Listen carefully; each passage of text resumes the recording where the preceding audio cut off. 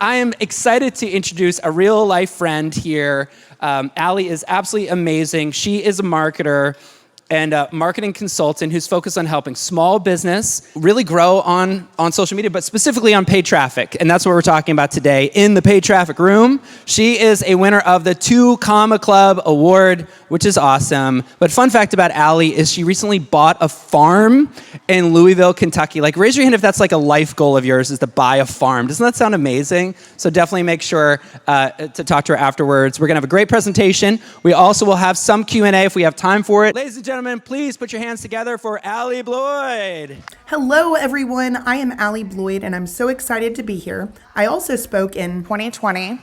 I was also talking about Facebook and Instagram ads for small business, but since then, so much has changed, and I'm sure a lot of you guys are aware of that, and that may be the reason why you're here right now. Things have gotten more difficult, little more confusing, and a ton of people have, thrown in the towel on Facebook and Instagram a little too early. So what we're gonna do is really understand how to analyze, most importantly, and scale Facebook and Instagram ad campaigns so that you guys can continue to spend money for yourself, for your clients, and be profitable.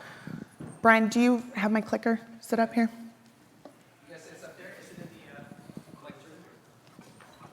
Sorry, guys. I'm not seeing it up here unless, I don't think that's it. Yep. That is it. Yep. Okay. There we go. All right, thanks. All right, so today, what you are going to discover is what I call the undefeatable ad strategy. And this has really remained my strategy for the last several years. So it has withstood all of the massive changes that have taken place. It's continued to work, and I really haven't had to make many adjustments.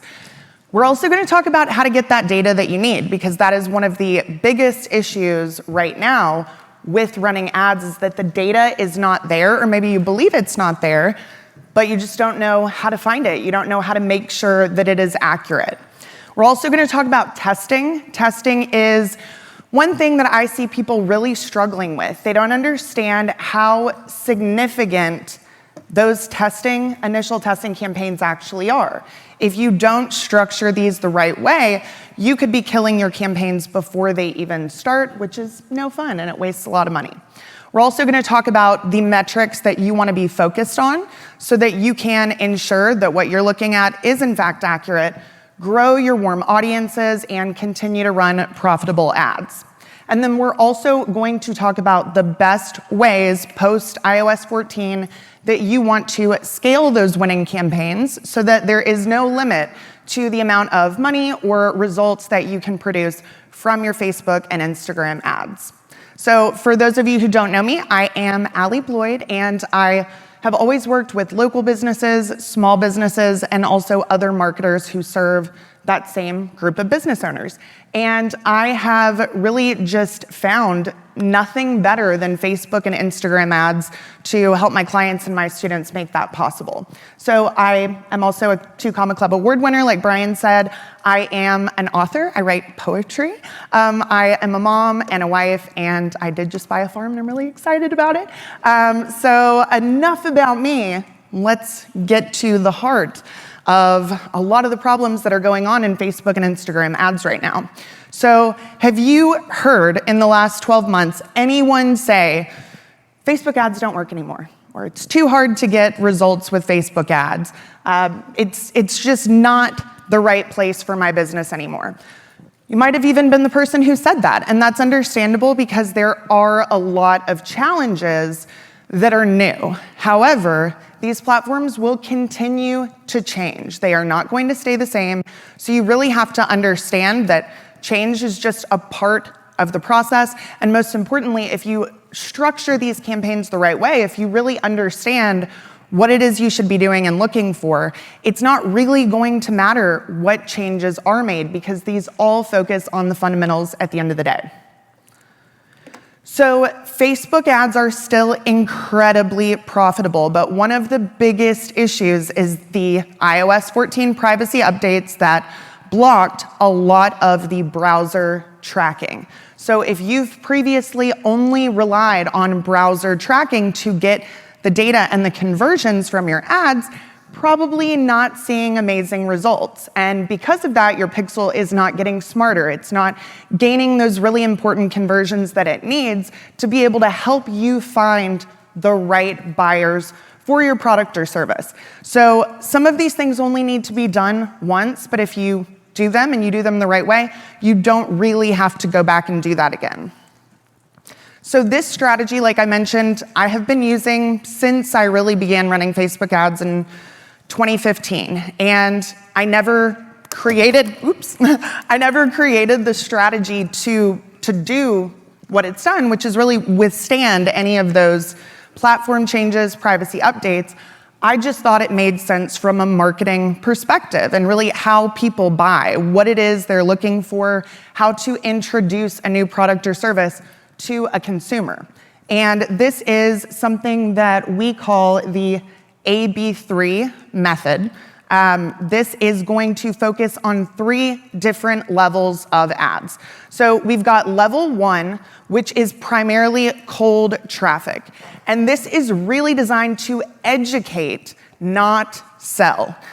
Too many people want to go straight for level 2, which is focused on conversions or lead generation, and they never take this step. They don't realize how critically important it actually is. And after iOS 14, it's never been more important than it is today.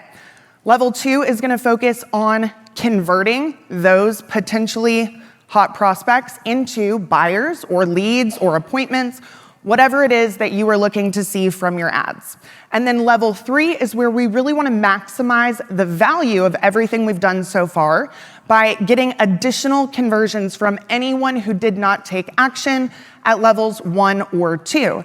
This is going to allow you to really scoop up all of that extra potential revenue that you're just leaving behind right now. And so this is not a pick a level and run that level. This is all 3 levels all the time. And you're going to have to test all of them. But ultimately, level 2 is where the bulk of your budget is going to be spent. And it is where the bulk of your conversions are going to come from. But they all play a really important role in getting the results that you want to see for those ads. So focus of level 1 is to build a warm audience. And a warm audience is a group of people who know who you are. They're not completely cold in terms of awareness of your brand or awareness of the problem that your business solves. So using video view campaigns at level 1 with educational content is the single best way to accomplish this. It's the fastest. It's also the most cost-effective. So I highly, highly, highly recommend using video for level 1, but you can also use blogs or engagement posts. There are several different styles of content that you can use for all 3 levels.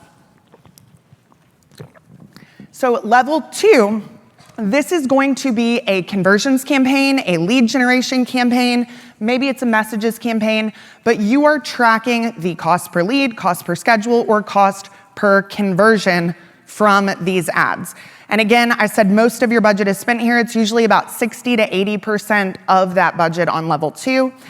And for level 3, you could use very similar ad objectives. However, if you have a pretty small retargeting audience, you want to consider using something like reach, because ultimately these people have already been somewhat pre-qualified by the different ad levels they have seen thus far. You want to make sure that level 3 hits everyone. You don't want the pixel to kind of sort through that already pre-established audience trying to find good prospects because they should already be right there. So this is an example of a level 1 ad. I'm teaching people how to calculate their Facebook ad budget. And it's a big problem that people have. And if I can educate them on that, they first and foremost build awareness of my brand. But secondly, I know that if they're spending time watching this video, that they are having trouble figuring out how to budget for their Facebook ads, which is exactly the type of person that would buy from me. This is an example of a level 2 ad, and this is focusing specifically on my 12-month mentorship program. So I am trying to get people to sign up or apply from this ad, schedule a call with my sales team, and then ultimately become a student in my program. And this is an example of a level 3 ad. This is a testimonial from one of my students talking about his amazing results, and that is a video views campaign, but it will still produce scheduled appointments. So that ad objective is very, very important. However, if you have those right audiences in place and you have the right types of ads, you will still be able to get those conversions even without using a conversions-focused ad objective. So these are just a few of the reasons this strategy works and holds up over time. It builds the know, like, and trust factor. It follows the levels of awareness that people go through when they buy. You may not realize it, but all of you do it for every buying decision you make. You are unaware that you have a problem, then you become aware. You're aware of a solution, you're aware of a specific solution, and then you decide to buy that solution. You want to really allow those 3 levels to do the exact same thing in your advertising. This is ultimately going to lower your cost per conversion. It's going to increase the number of conversions or appointments or sales that you're looking to see. And it really will leverage the on-platform data, such as video views, to be able to still gain those retargeting audiences that a lot of you guys might be missing right now. So data, obviously, I believe is the biggest challenge that has come from iOS 14. And a lot of people, they just have kind of given up. They're not willing to dig in, do the work that it takes to find the data now that it's not just served up to us right on a platter. So a lot of people were, thinking iOS 14 was not going to be a big deal for them and that they didn't need to do anything to prepare. Ultimately, a lot of those people are no longer advertising on these platforms, which I personally think is great because it gives people who will and who will do it the right way more opportunities. There's more space on the newsfeed. There are more people that are not seeing ads from businesses just like yours. So the Conversions API is one of the most critical technical elements that relates to tracking post iOS 14. And this is ultimately going to send the data you want back to Facebook, but if it's still relying on that browser, it's not going to be able to do that. So the program that I use, a lot of you guys may have already heard of it. It's called High Level, and it has an amazing feature that was out just in time for iOS 14 because it's been a godsend, honestly. The Conversions API is not relying on browser data. It is taking the data from your forms, your surveys, your purchase data, or your appointment data from that calendar, and it's sending it straight back to Facebook, completely bypassing the browser itself. So that is why it's able to track more accurately. There's still challenges even with that, but that is very, very important. So again, I mentioned on-platform data, and that is what you want to build as much of as you can because it's also not relying on the browser.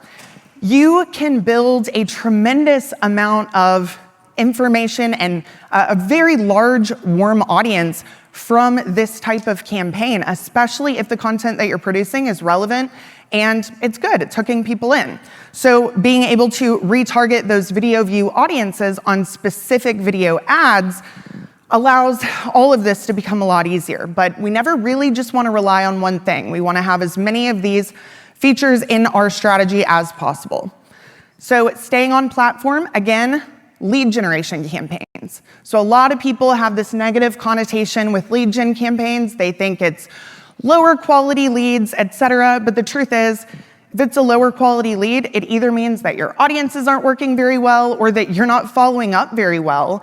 And that's typically what I see most of the time is people just writing off leads before they even give it a chance. So ultimately, for my business, I don't really measure the cost per lead as my #1 KPI. It's all about the cost per schedule and the conversion rates from those scheduled calls. So as long as these campaigns are producing appointments at the rate I want them to, at the cost that I want them to, I will run these all day long and I will not see any sort of negative connotation with that.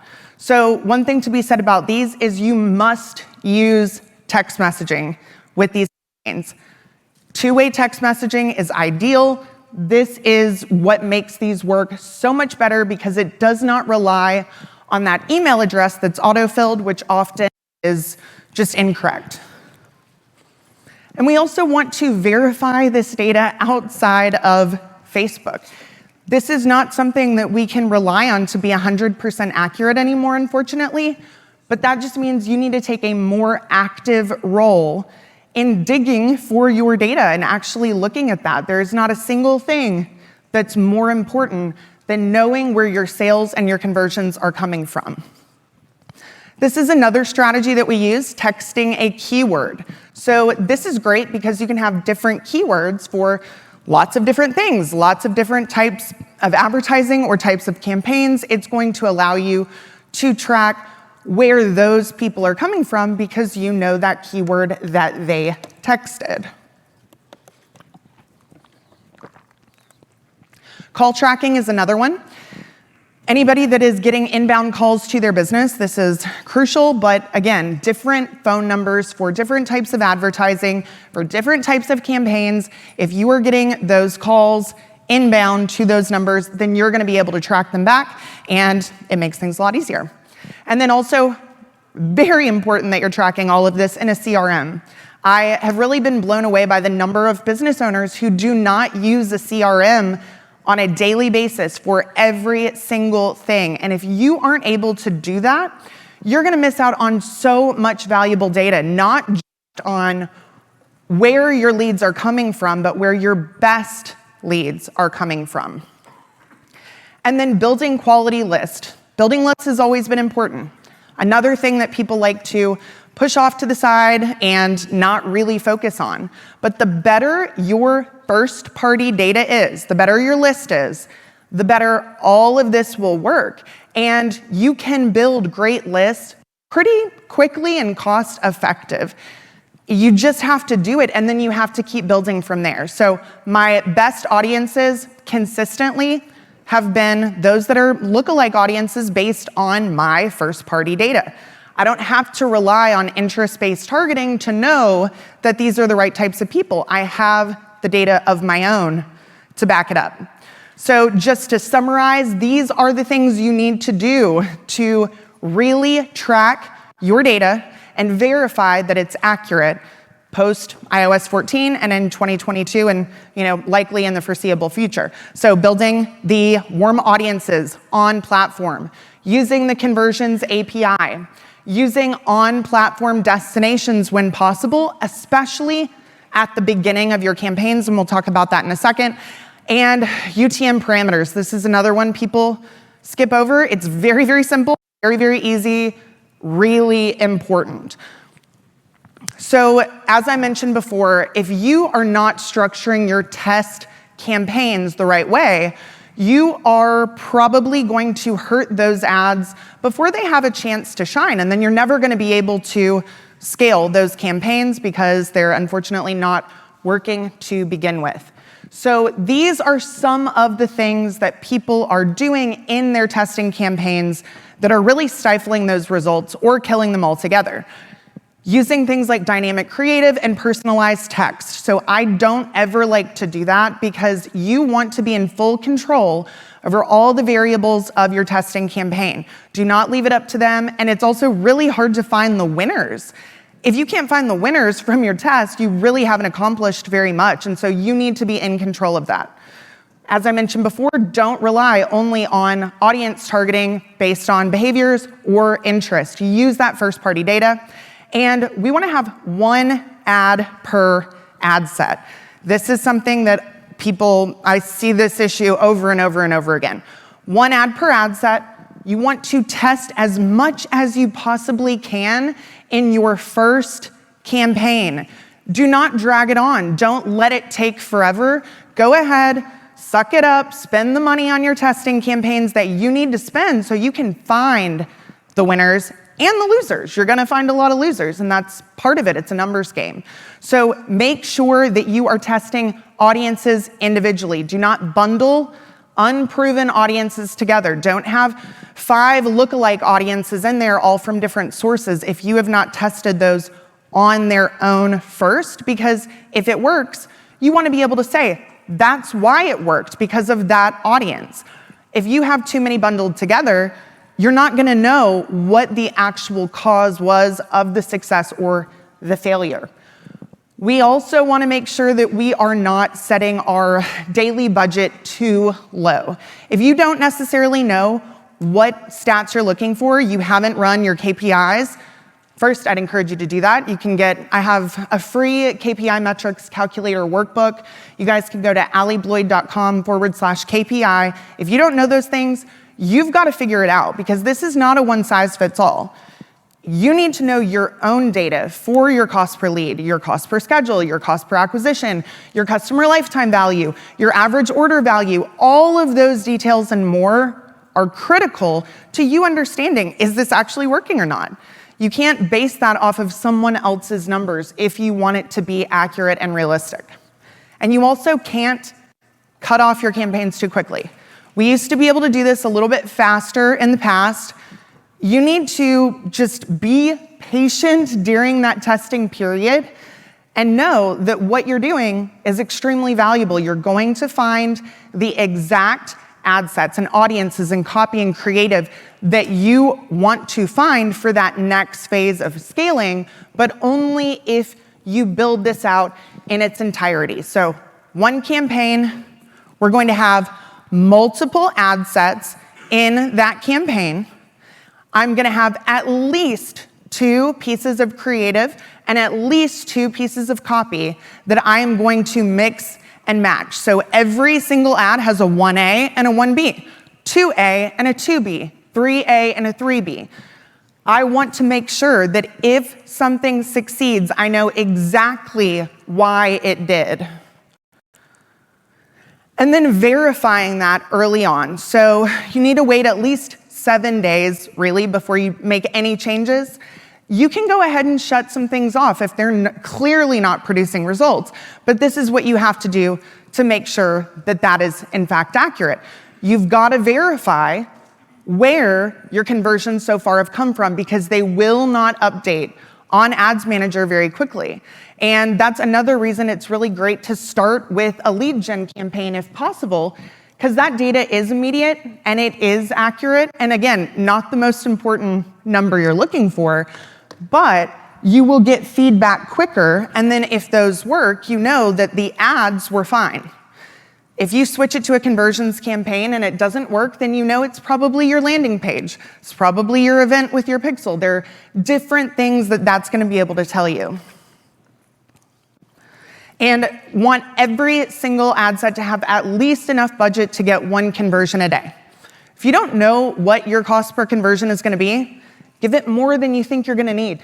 And then you're going to find that information out pretty quickly once those conversions start coming in. Again, wait 7 days. You can turn things off, especially if you're using something like a lead gen campaign or you're simply verifying your data every single day. You're going to see that some of them are producing your conversions and others have not, and they've spent the exact same amount of money. Those can be turned off, but those sometimes are ones that I turn on again in the future, and they can work really, really well. So just don't be too hasty in thinking that something is not worth spending any more money on. So we want to confirm that testing data immediately, again, because if you see that there is 1 or 2 ad sets producing all of your results, then the sooner you understand that and stop spending money on those that are not, the sooner those campaigns can scale. So you can either just turn off the losers altogether, let the winners run for a little bit longer, or you can take that extra budget once you've given it at least 7 days, and you can start to incrementally scale up those winning campaigns. So the metrics, very similar to the KPIs, a lot of people don't know them. And your metrics will be based on your personal KPIs. So again, the sooner you can really figure that out, the sooner you will be able to analyze your ads and say, this is working or this is not. Too many times people say, can you tell me if it's working? Well, here are the results that it's generated. Here's the cost that you've spent. So you tell me, is that within your customer acquisition cost target Because if so, then yes, it's working. And if not, then it needs more work. And I am willing to pay up to $200 for a scheduled appointment. My goal is always to get scheduled appointments significantly less than that. But I'm willing to pay up to $200. So I like to keep it as low as I possibly can, but if there's a campaign that is producing scheduled appointments that are quality at $200 per appointment or less, I will keep that on.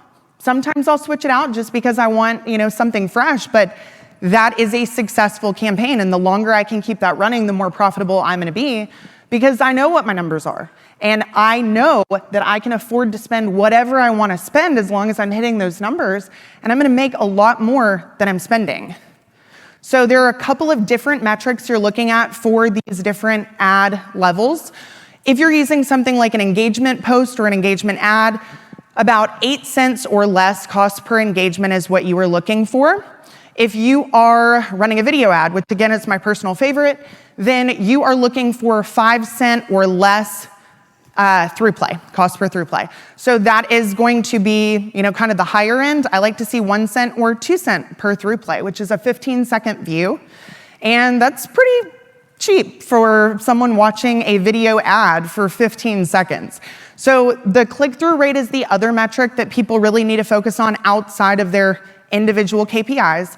And click-through rate of 1% or above is what you are also trying to hit. Your cost per impression or your cost per thousand, the CPM, that's another one that most people kind of ignore, but you want to really focus on keeping that CPM below $40. The lower the better, because it means you're reaching more people on the same exact budget. The more people you're reaching, the more opportunities you have, so on and so forth.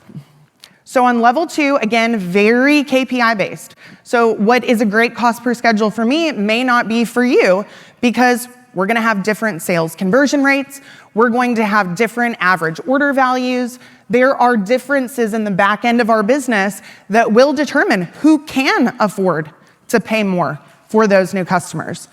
But very similar to level 1, click-through rate is a great indication. CPM is something you also want to keep in line, but everything else is really going to be based on those KPIs. However, you can't find the cost if you don't have the data of which ads produced every single scheduled appointment or sale. You've got to know specifically which one it was, because that can shift the numbers a lot and cause you to think that a campaign that actually is working is not working. You shut it off and you don't reap the rewards from that.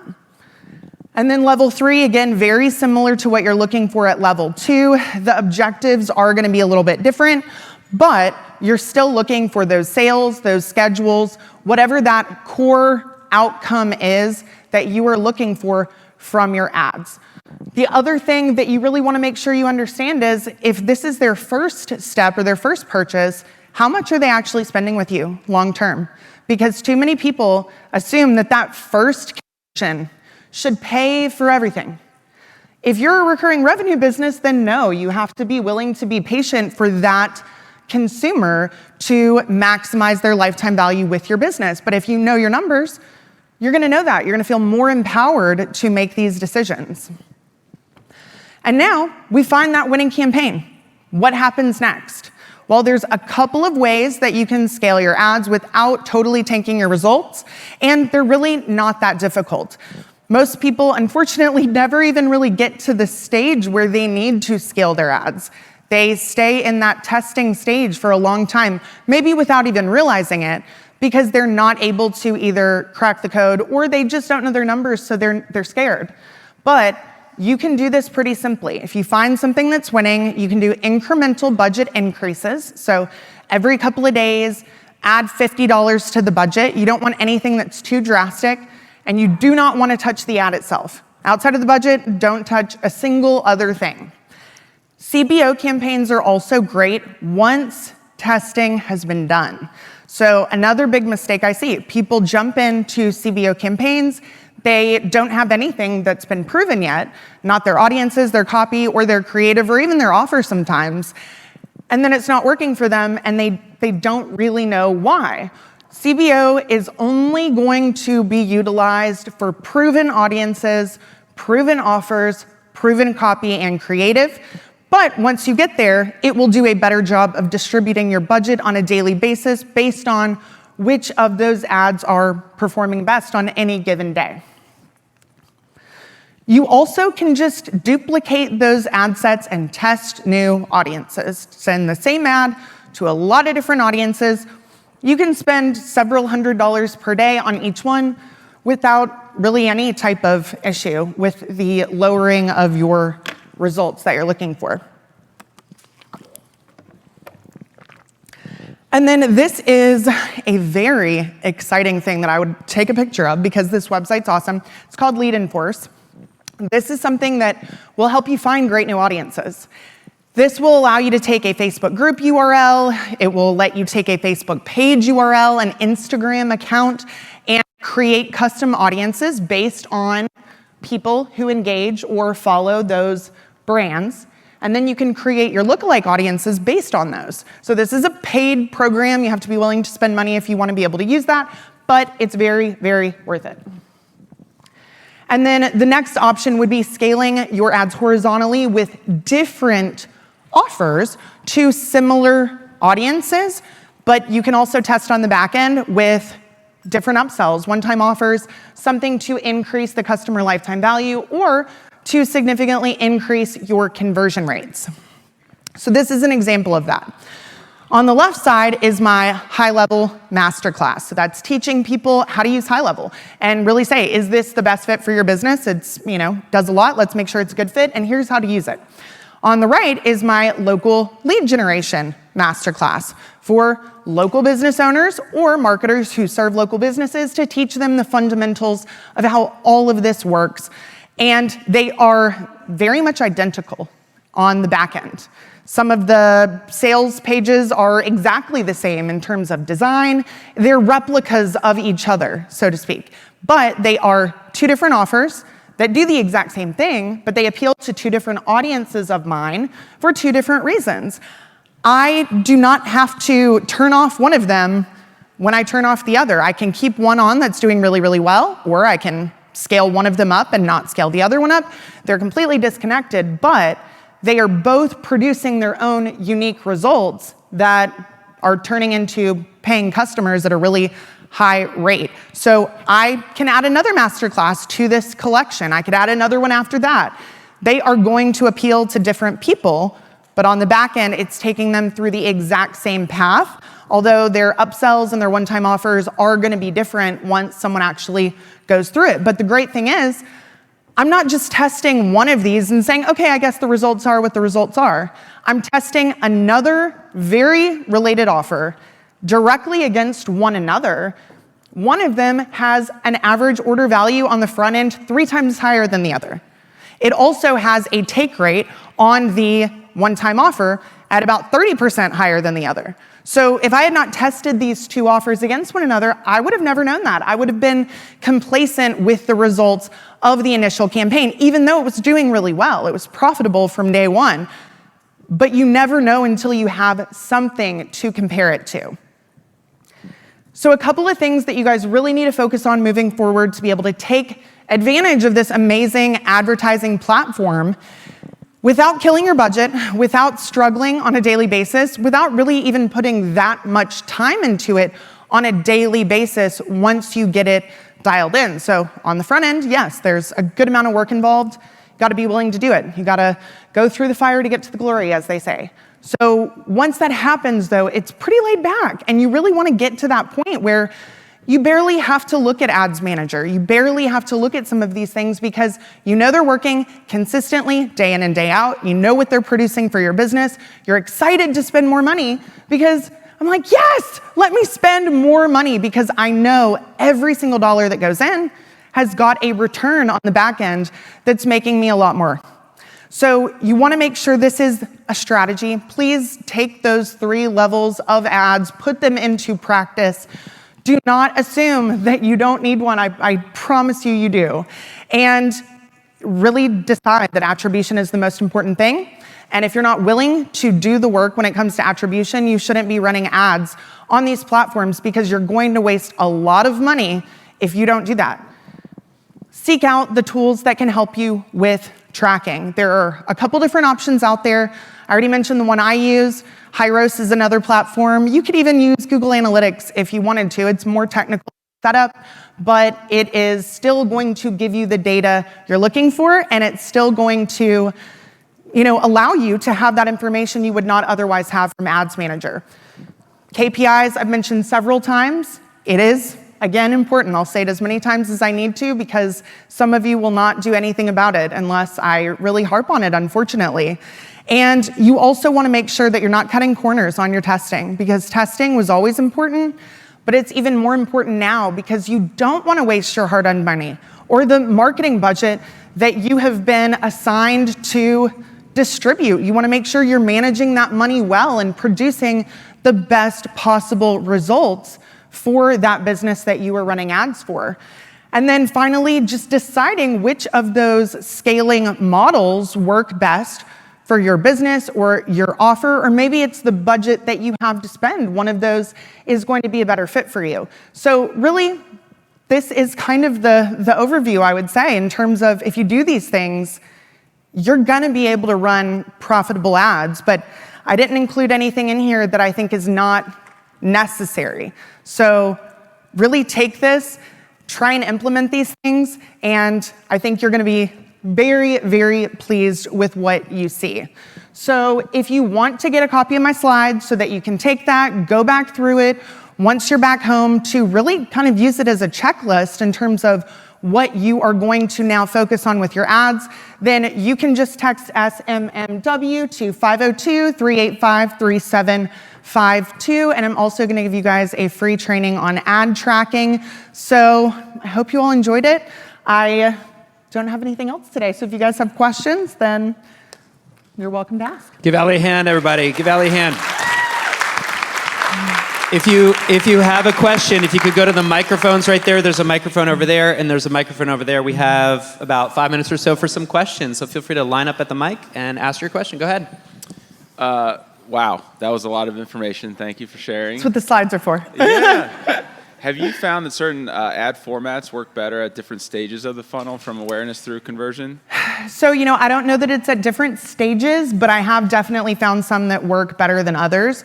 One of my personal favorites is using like a single image or a single video ad, and I like to do animated elements in the creative. So parts of it are still, parts of it are moving either with a video or an animated graphic. They really catch people's eye and stop the scroll, and that's what you have to do to get them to read or watch or take that next step. They've got to see it in the first place. So that tends to be kind of one of my go-tos.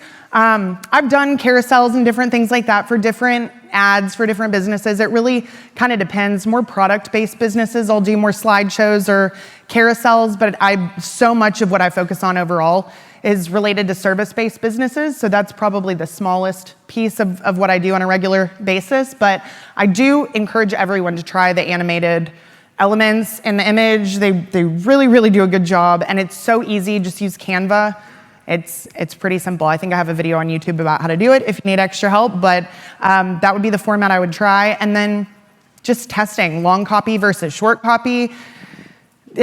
I wouldn't say there's a rhyme or reason sometimes, to the things that people like the best, but as long as you're paying attention to it and you see those things and you can easily attribute it to either the copy, the creative, the style of ad, then you'll be able to do that again the next time and get those same types of results and continue to move in the right direction. Hi. Hello. Hey, thanks for your presentation. I own a real estate advertising company, and we deal with that special ad category of housing.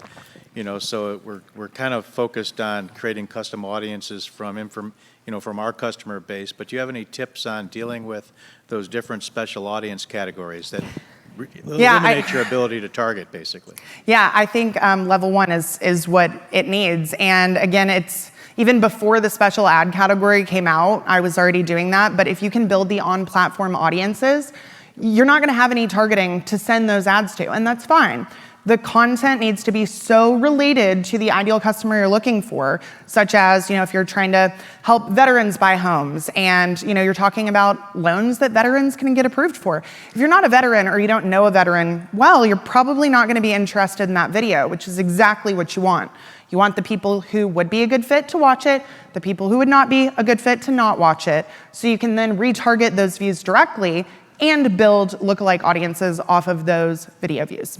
Hello. I actually have two questions, if that's Yeah. okay. The first question is, once you've done all your testing and you stick something in a CBO, do you recommend putting the retargeting in its own campaign, or do you recommend running the retargeting in the existing CBO campaign? Yeah, I always keep retargeting in its own campaign because typically you don't need to spend that much money on it. If you're spending 100, 200, 300 maybe at the max on a retargeting campaign, you're just not gonna spend much more because the audience is the size that it is and it just doesn't need that much more. So I will always have level 1 in its own campaign, level 2 in its own campaign, level 3, and then if another ad can go inside that campaign or a new ad set, then you can throw it in there. But ultimately, the testing on level 3 is a lot more limited because you can't test as much because of the audience size, but you just really want that level 2 to be optimized with CBO. Okay, and then my last question is, let's say you're like a really local business, so you're not hitting that 50 conversions that Facebook's requiring. So when you go into Ads Manager, it's always telling you learning limited. Can you just continue running that campaign if it's doing okay, or is that okay? You can. Truthfully, Facebook and Ads Manager, they tell you a lot of things that aren't true. They'll tell you, this campaign may get 0 leads, and it's like, no, it's not. It may tell you that, it's not going to work well. It's been giving notices saying like, your ad copy is over 270 characters. It may not work as well. I'm like, it's good copy, so it'll work well. If it's working, you can keep running it. The small audience sizes, they just are gonna do that. But that's sometimes where you need to shift your scaling strategy a little bit. Like if it's working well, don't keep trying to put more and more money into a campaign that's kind of saturated, based on the size. Do that offer that's similar to maybe attract a different type of audience in that same area because it's not gonna be the same people. 2 people don't necessarily need or want the same exact thing. And then you can also just test different audiences, even though those audiences are somewhat small. But I've done so much with local businesses over the years that as long as you have like 100,000 people in the audience, and I've worked with less than that at times, and you can still make it work really well, but you just have to do things in a very specific way. And the 50 conversions a week thing, it's not really a thing anymore. It was never a requirement, it was more of a recommendation, but as long as your pixel's collecting data, using the Conversions API, tracking every single thing that's happening, you're gonna be fine. It's if you don't have that, it really won't matter how many conversions a week you're getting because the pixel's not gonna know it anyway. It's not gonna be optimizing for those types of people. So I think more than the size, it's really about just having that back-end tracking in place. What did CBO stand for? O2O? OTO? OTO. So CBO is a type of campaign in Facebook Ads Manager. It's called Campaign Budget Optimization. And what that means is typically in a regular campaign, you set the budget at the ad set level. So I really equate the ad set with the audience because that's the biggest decision I'm making on that level. And so the campaign budget optimization, what it's gonna do is you're gonna set that budget at the campaign level. And you're gonna say, okay, here's all the audiences that are in this campaign. I want you to send my budget where it should go. Doesn't matter if different ad sets get different amounts of budget. It's just saying on any given day, you push it towards where you think it should go. And while that can work well, again, it only really works if those things are proven. So the OTO stands for one-time offer. If you are getting, you can do this on a local business or an online business, service-based, product-based, it doesn't matter. But once somebody does that first thing that you want them to do, what do you want them to do next? Maybe they don't do it, but maybe they do. You make more money. They hopefully get something that's a great addition to what they just either opted in for or purchased or, whatever they scheduled for. And you want to test as many of those as you can because they really can make or break like the profitability of your campaigns as a whole, and not that many people use them. Allie Bloyd, everybody. Give her a hand. Thanks, guys.